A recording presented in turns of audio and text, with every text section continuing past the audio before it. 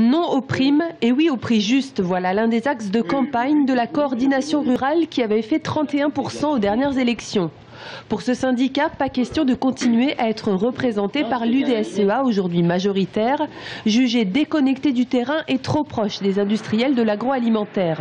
Le slogan de la coordination rurale en dit long, changer, c'est vital. On doit représenter tous les agriculteurs du département. C'est pas ce qui se passe avec l'équipe sortante.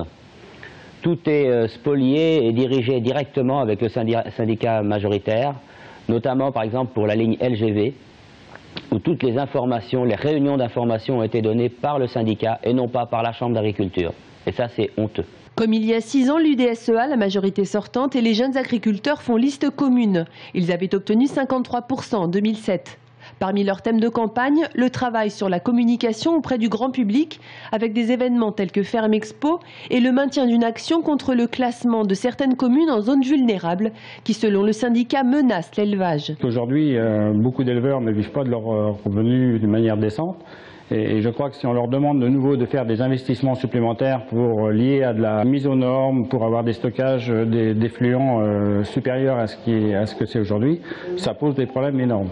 Du côté de la Confédération paysanne, le combat est tout autre. Ce qui inquiète le syndicat, qui avait fait 16% aux dernières élections, c'est la disparition des petites exploitations. Selon eux, la France aurait perdu 166 000 emplois en 10 ans.